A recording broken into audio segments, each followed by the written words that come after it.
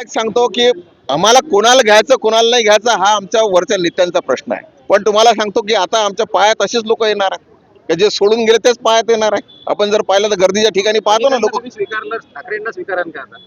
अनेकांना तुम्ही स्वीकारलं आहे, नाही ठाकरेंना नाही, स्वीकारलं हे स्वीकाराचा जो प्रश्न आहे आमचे वरिष्ठ नेते हे करतील. पण आम्हाला जो आहे कार्यकर्ता म्हणून आम्हाला जे वाटतंय की जे उद्धवजींनी जे चुका केल्या तेव्हा की भारतीय जनता पार्टीने सगळं त्यांना समृद्धी दिली, सगळ्या गोष्टी दिल्या, नेते दिले, आमदार निवडून आणून दिले, खासदार निवडून आणून दिले आणि त्या याच्यामध्ये त्यांनी काँग्रेसचं वाट पकडली आणि त्या अनुषंगाने ज्या पद्धतीने त्यांनी वेगळी वाट पकडली आता त्यांना वाटायला लागलं की आता येणाऱ्या काळामध्ये आपल्या हाती काही लागणार नाही, म्हणून त्यांनी हे राम रक्षेचं एक स्तोत्र वाचन पठण करण्याचं काम त्या ठिकाणी सुरू केलंय. मला असं वाटतंय की त्यांना सुदबुद्धी देव रामजी सुदबुद्धी देव आणि ते जेणेकरून त्यांचं सगळं चांगलं होईल. कारण त्यांची तुम्हाला एक सांगतो, कारण सगळ्यात महत्त्वाचं प्रत्येक नेत्याला असं वाटतं की मी एस्टॅब्लिश झालो होतो पण माझा चिरंजीव एस्टॅब्लिश झाला पाहिजे. पप्पा पप्पा मी काय करू, पप्पा पप्पा मी काय करू, असं हे रिचार्ज कुपनचं चालू झालं असेल म्हणून उद्धवजीनं हे नवीन एक कार्यक्रम चालू केलेला आहे. खीर खुर्मा आणि बकरीचं निमंत्रण पहिले स्वीकारतात आणि त्याच्यासाठी आता हे कोरडं निमंत्रण देऊन फडणवीसांनाही दिलं, बाकीच्या लोकांनाही, साधू संतांनाही दिलं, पण लोक नाही जात ना.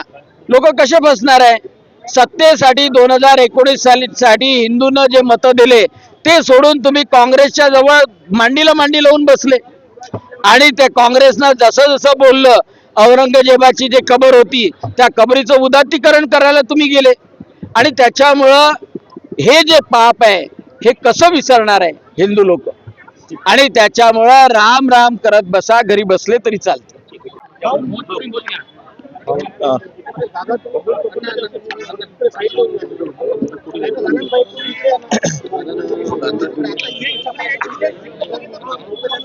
तुम्ही खाली होऊन जा.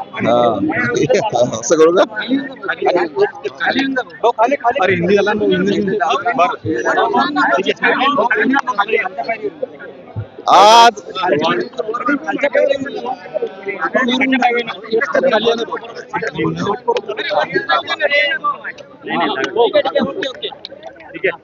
आज नहीं लेता, ऐसा बोलने के बाद में जो मौला मस्जिद में करता उसके बारे में बोल सकता है उद्धव ठाकरे?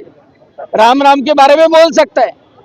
अरे उद्धव जी, राम मंदिर में कुछ हुआ तो उसके बारे में सबको जवाबदार रखेंगे, लेकिन मस्जिद में, मदरसे में जो कांड होते हैं, जो स्कैम होता है, वहां का पैसा, हलाल का पैसा जो अतिरेकी यूज करते हैं, जो आतंकवाद फैलाते हैं, उसके बारे में कभी उद्धव ठाकरे ने मुंह खोला?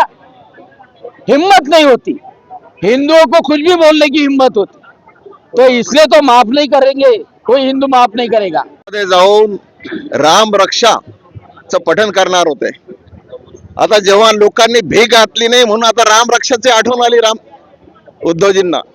आज त्या अनुषंगानं भारतीय जनता पार्टीचे आमचे प्रत्येक कार्यकर्ता, डॉक्टर बोंडे साहेब आहेत, इथे राजूभाऊ आहेत, आमचे महापौर आहेत, सगळी मंडळी या ठिकाणी येऊन आम्ही याचं सुंदरकांडचं आपण पठण करतो. या ठिकाणी या सुंदरकांडचं पठण करत असताना सगळ्यात महत्त्वाचं आज वरुण राजाची सुद्धा कृपा झाली.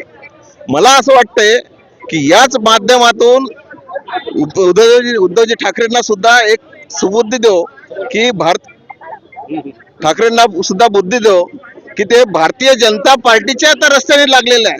जेव्हा ते काँग्रेसच्या रस्त्याने लागले होते तेव्हा त्यांना बुद्धी आली नाही.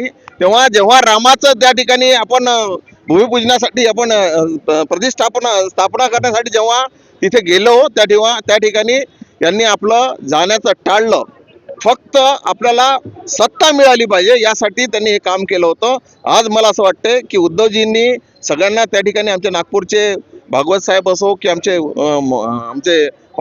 मुख्यमंत्री असो, सगळ्यांना त्यांनी सांगितलं होतं की मी या ठिकाणी पठण करणार आहे, तुम्ही या ठिकाणी या. ऑलरेडी या ठिकाणी महाराष्ट्राचे मुख्यमंत्री 18 दिवस जेव्हा राम मंदिराचा प्रश्न होता तेव्हा 18 दिवस ते तुरुंगात राहिले आणि पूर्ण पठण आमच्या माननीय मुख्यमंत्र्याचा आहे.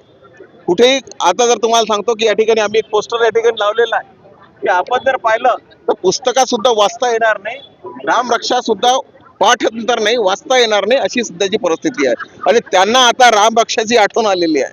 मला असं वाटतंय की देवाने त्याला चांगली बुद्धी देव आणि येणाऱ्या काळामध्ये त्यांना जर चांगलं होत असेल तर त्यांच्यासाठी सुद्धा एक चांगलं काम हो. कारण आता तुम्हाला सांगतो उद्धवजीच्या सोबत उद्धवजीचा पोरगा सुद्धा पप्पाने काही सांगितलं नाही, मला जे वाटते ते सोडलं, अशी जी भूमिका होती ती सुद्धा येणाऱ्या काळात सुधारल्याशिवाय राहणार नाही. मी तुम्हाला सांगतो की आता ते भाजपचा शर्ट पकडण्याच्या मार्गावर आहे उद्धवजी, हे प्रामुख्याने या ठिकाणी आपल्याला दिसत आहे. आता कुठे रस्ता राहिला नाही.